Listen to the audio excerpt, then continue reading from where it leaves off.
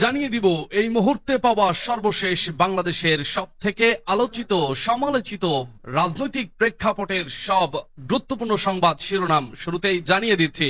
অল্পের জন্য বেঁচেছি, হত্যার ষড়যন্ত্র নিয়ে বিস্ফোরক হাসিনা, বার্তা আরো কিছু করার।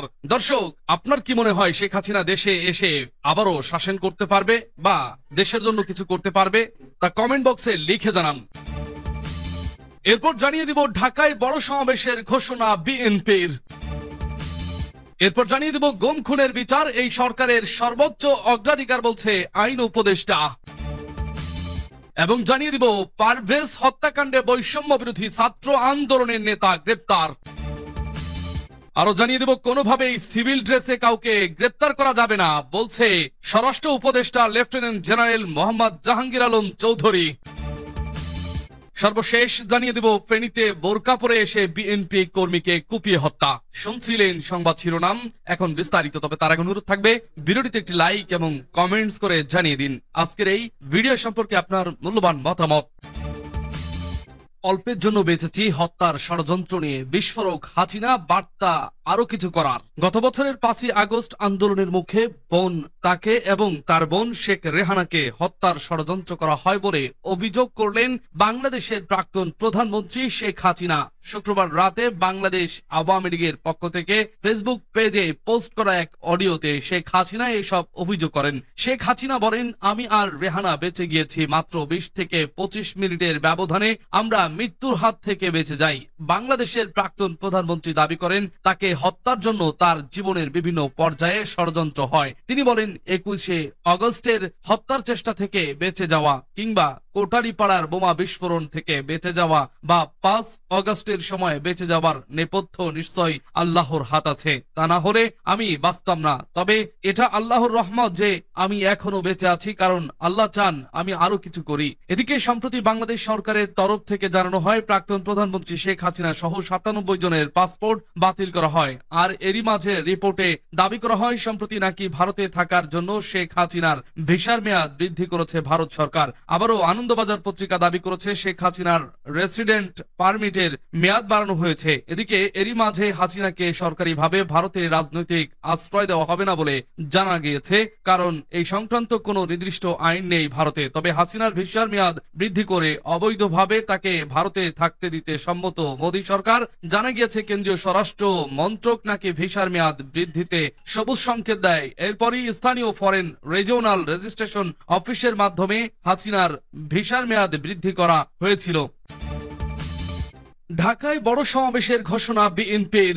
1 মে মহান মে দিবসে রাজধানীতে বড় সমাবেশ করবে বিএনপি। জাতীয় শ্রমিক দলের উদ্যোগে নয়াপল্টনে বিএনপির কেন্দ্রীয় কার্যালয়ের সামনে এই সমাবেশ হবে। মঙ্গলবার বিকালে গুলশানে বিএনপি চেয়ারপারসন খালেদা জিয়ার রাজনৈতিক কার্যালয়ে আয়োজিত সংবাদ সম্মেলনে এ তথ্য জানান দলটির স্থায়ী কমিটির সদস্য নজরুল ইসলাম খান। নজরুল ইসলাম খান বলেন, 1 মে বেলা 2টায় নয়াপল্টনে শ্রমিক সমাবেশ অনুষ্ঠিত হবে। এতে বিএনপির ভারপ্রাপ্ত চেয়ারম্যান তারেক রহমান ভার্চুয়ালি যুক্ত হয়ে প্রধান অতিথির বক্তব্য দেবেন। বিএনপির স্থায়ী কমিটির সদস্য বলেন, সমাবেশে ঢাকার পাশাপাশি আশেপাশের জেলাগুলোর নেতাকর্মীরাও অংশ নেবেন। ওই দিন সরকারি ছুটি থাকায় বড় সমাবেশ হলেও মানুষের ভোগান্তি কম হবে। ঢাকার পাশাপাশি দেশের সব মহানগর ও জেলা শহরে স্থানীয় শ্রমিক দলের উদ্যোগে সমাবেশ অনুষ্ঠিত হবে বলেও জানান নজরুল ইসলাম খান। এ সময় সাংবাদিকদের এক প্রশ্নের জবাবে এই বিএনপি নেতা বলেন, শ্রম সংস্কার কমিশন যে প্রতিবেদন জমা দিয়েছে তা বিএনপি সমর্থন করে। সংবাদ সম্মেলনে বিএনপি সিনিয়র যুগ্ম মহাসচিব রুহুল কবির রিজভী, যুগ্ম মহাসচিব খায়রুল কবির খোকন, সৈয়দ ইমরান সালে প্রিন্স, শ্রমিক দলের সমন্বয়ক শামসুর রহমান শিমুল বিশ্বাস, মহানগর উত্তর বিএনপির আহ্বায়ক আমিনুল হক, শ্রমিক দলের সভাপতি আনোয়ার হুসাইন, মহিলা দলের সভাপতি আফরোজা আব্বাস, যুব দলের সভাপতি এম মোনায়েম মুন্না, সাধারণ সম্পাদক নুরুল ইসলাম নয়ন, কৃষক দলের সভাপতি হাসান জাফির তুহিন, মুক্তিযোদ্ধা দলের সাধারণ সম্পাদক সাদেক আহমেদ খান, জাসসের হেলাল খান, শ্রমিক দলের প্রচার ও প্রকাশনা সম্পাদক মঞ্জুরুল ইসলাম মঞ্জু প্রমুখ উপস্থিত ছিলেন। গুম খুনের বিচার এই সরকারের সর্বোচ্চ অগ্রাধিকার বলছে আইন উপদেষ্টা।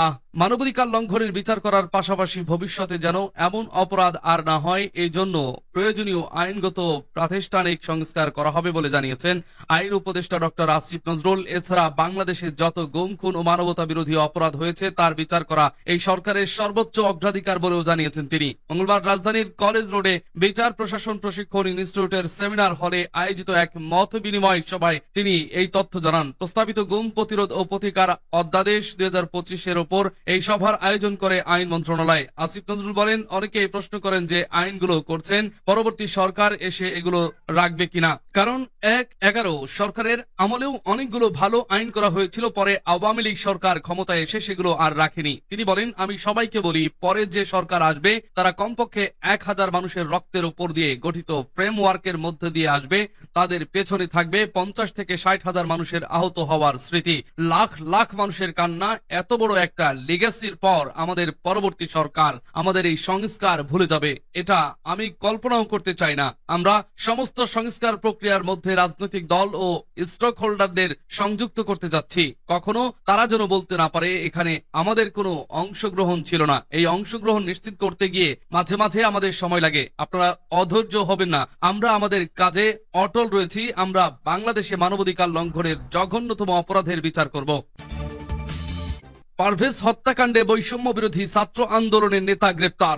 রাজধানীর বনানীতে প্রাইম এশিয়া বিশ্ববিদ্যালয়ের শিক্ষার্থী জাহিদুল ইসলাম পারভেজ হত্যা মামলায় এজাহারভুক্ত আসামি হৃদয় মিয়াজিকে কুমিল্লা তিতাস উপজেলা থেকে গ্রেপ্তার করা হয়েছে। সোমবার ভোরে গোপন সংবাদের ভিত্তিতে কুমিল্লা র্যাব 11 এর সহযোগিতায় তিতাস থানা পুলিশ তাকে গ্রেপ্তার করে। তিতাস উপজেলার বলরামপুর ইউনিয়নের মনাইরকান্দি গ্রামে অভিযান চালিয়ে আসামির মামা হারুন আর রশিদের বাড়ি থেকে তাকে গ্রেপ্তার করা হয়। হৃদয় মিয়াজি তিতাস উপজেলার দুর্লভদি গ্রামের মাহবুব আলমের ছেলে। তিনি বৈষম্য বিরোধী ছাত্র আন্দোলনের বনানী থানা কমিটির যুগ্ম সদস্য সচিব। গ্রেপ্তারের পর তাকে কুমিল্লা র্যাব 11 এর কাছে হস্তান্তর করে তিতাস থানা পুলিশ।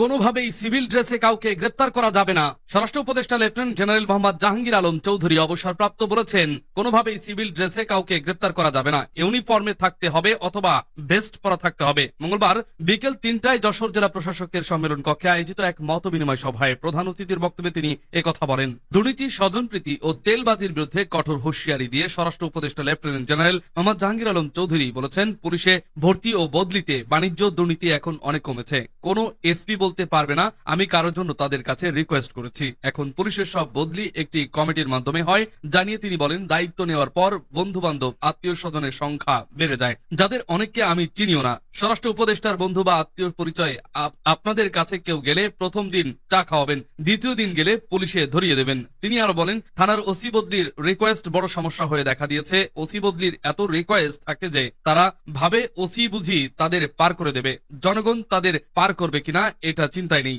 মত বিনিময়ে উপস্থিত কর্মকর্তাদের উদ্দেশ্য করে তিনি বলেন, আপনাদের লেভেলে এটা তেলবাজি হয় না, কিন্তু উপরের লেভেলে খুব বেশি হচ্ছে, তেলবাজি বন্ধ করা দরকার। উল্লেখ করে উপস্থিত দুই সচিবকে উদ্দেশ্য করে জাহাঙ্গীর আলম চৌধুরী বলেন, আপনারা অন্য অফিসারদের এ বিষয়ে বলবেন, এ নিয়ে আমরাও অনেক সময় অস্বস্তিতে পড়ি। উপস্থিত পুলিশ কর্মকর্তাদের উদ্দেশ্যে উপদেষ্টা বলেন, আমরা অরাজনৈতিক সরকার, আমাদের সাথে কাজ করতে আপনাদের অনেক সুবিধা, আমরা অনেক ক্ষেত্রেই না বলতে পারি, রাজনৈতিক সরকার তা পারে না। ফেনীতে বোরকা পরে এসে বিএনপি কর্মীকে কুপিয়ে হত্যা। ফেনীর সোনাগাজী উপজেলার পূর্ব বিরোধের জেরে বিএনপির এক কর্মীকে কুপিয়ে হত্যা করেছে প্রতিপক্ষের লোকজন, যারা বোরকা পরে এসেছিলেন বলে স্থানীয়দের ভাষ্য। এই ঘটনায় সন্দেহভাজন এক যুবককে আটক করে পুলিশে দিয়েছে জনতা। মঙ্গলবার সকালে উপজেলার চরচান্দিয়া ইউনিয়নের ওলামা বাজার সৌদগার হাট সড়কের ওলামা বাজারের ইসলামপুরের সাদেজা ফাউন্ডেশন সংলগ্ন মোড়ে এই ঘটনা ঘটে বলে জানান সোনাগাজী মডেল থানার ওসি বায়েজিদ আকন। নিহত আবুল হাশেম উপজেলার চর দরবেশ ইউনিয়নের দক্ষিণ পশ্চিম দরবেশ গ্রামের হাদা ব্যাপারী কোনার আব্দুর শুকুরের ছেলে। তিনি সোনাগাজী পৌরসভার ইসলাম মুহুরী রোড এলাকায় ভাড়া বাসায় পরিবার নিয়ে থাকতেন। এছাড়া আবুল হাশেম সোনাগাজী উপজেলা বিএনপির সাবেক সভাপতি গিয়াসউদ্দিন ওরফে গিয়াস চেয়ারম্যানের ঘনিষ্ঠ ছিলেন। আটক মোহাম্মদ রাসেল সোনাগাজী উপজেলার চর দরবেশ ইউনিয়নের মফিজুল হকের ছেলে। পুলিশ ও প্রত্যক্ষদর্শীরা জানান, সকালে হাশেম পৌর শহরের ভাড়া বাসা থেকে মোটর সাইকেল করে গ্রামের বাড়িতে যাচ্ছিলেন। পথে বোরখা পরা কয়েক ব্যক্তি তার মোটর সাইকেলের গতিরোধ করে। এ সময় সড়কের পাশ থেকে আরো কয়েকজন ব্যক্তি ধারালো অস্ত্র নিয়ে তাকে এলোপাথাড়ি কুপিয়ে জখম করে পালিয়ে যায়।